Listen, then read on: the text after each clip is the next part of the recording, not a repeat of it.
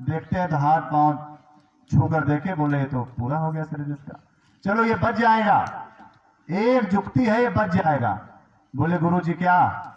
बोले कुछ नहीं करना है, एक जड़ी है जड़ी, इसी को सिलबट्टे पे पीस के लाओ पानी में घोल के, और इसको एक व्यक्ति कोई भी पी ले वो मर जाएगा और ये तुरंत जिंदा हो जाएगा।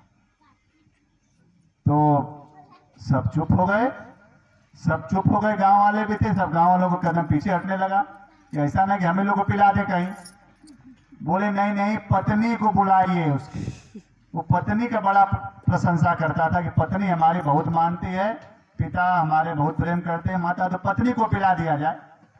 तो पत्नी रोते रोते ना ना ना बाबा ना, रोना चुप। बोली बाबा हमको मत पिलाइए, अभी अभी नई नई शादी हुई है, हमारी उम्र ही क्या है, अभी हम दूसरी शादी कर लेंगे। वो लड़का सुन रहा है, मरा थोड़ा था वो लड़का वहीं सुन रहा है कि अच्छा ये बात। बोले अभी हमारी उम्र ही क्या, दूसरी शादी कर लेंगे। तो बोले अच्छा माता लो आप ही पी लो, बूढ़ी हो गई, जीवन जी लिया आपने, अब क्या बचा है, बूढ़े हो गए हो, अब आप ही आपका शरीर पूरा हो जाए, नौजवान बच्चा जिंदा हो जाएगा।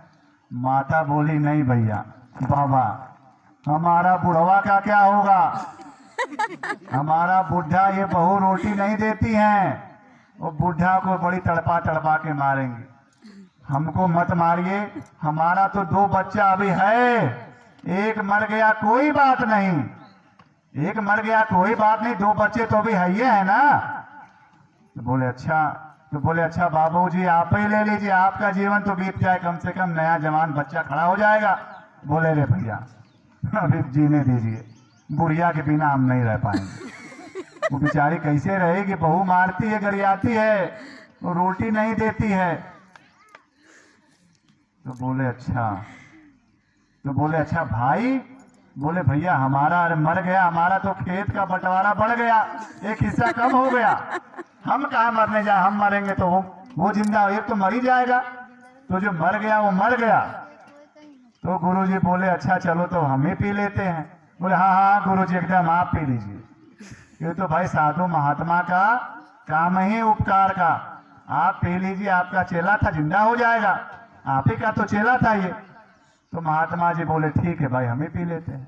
तो महात्मा जी घोले और पी गए और सो गए, और धीरे से बच्चे को खोद दिए, और बच्चा उठ के खड़ा हो गया, और जैसे बच्चा खड़ा हुआ पत्नी बोली हाय मेरे पति। बोले चुप चुप चुप एकदम दूर रहो, तुम्हारी पूरी कहानी हम सुन लिए हैं, दूसरी शादी करोगी तुम ना, आज के बाद तुम बोलना मत हमसे। और जब मम्मी से बोले अरे मेरा लल्ला, हम बच्चा बहुत रो रहे थे, करे तुम बोल रही थी एक मर गया, 2 बच्चा है ये अभी, और पापा तुम बुढ़िया के लिए, बच्चे के लिए कोई मोह नहीं। हम अपने बच्चे ने उठाया झोला झक्कड़ और चला गया आश्रम, और गुरुजी उठे और लेके चले गए। यही सच्ची घटना है, यहाँ कोई किसी का नहीं। बहू सोच रही है बुढ़िया मर जाए, ताला चाबी मिले, मलकाना सोना चांदी का देखें, टर टर कर रही है बैठे बैठे। भाई सब बहू परेशान है बुढ़िया से अपने, और ये किसी को नहीं पता है कि तुम भी बुढ़िया बनोगी।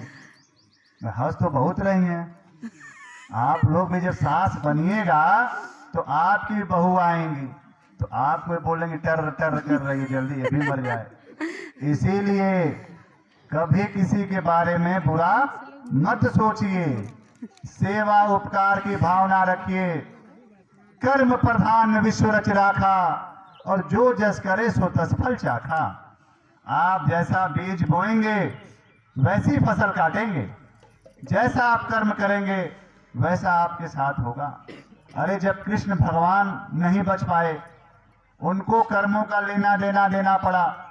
राम अवतार में बाली को उन्होंने मारा था, वही कृष्ण अवतार में बहेलिया बनकर आया। कृष्ण भगवान जंगल में बैठे थे, पेड़ पर पांव लटकाए, तो बहेलिया को लगा कि एक हिरण की आंख चमक रही है, और जब बहेलिये ने निशाना साधा तो सीधे जाकर के उनके पदम में लगा, और झरझर झरझर खून गिरने लगा। कृष्ण भगवान के पास जब आया बहेलिया रोने लगा, सरकार बहुत बड़ी गलती हो गई, ये अनजानों में बहुत बड़ा पाप हो गया, हमने भगवान को मार दिया। बोले अरे मत परेशान हो, हमने तुमको मारा था अगले जन्म में, आज तुमने मार दिया, हमारा अदला बदला पूरा हो गया। कृष्ण भगवान की मौत बताया जाता, जो किताब बोल रही कि तीर से हुई थी।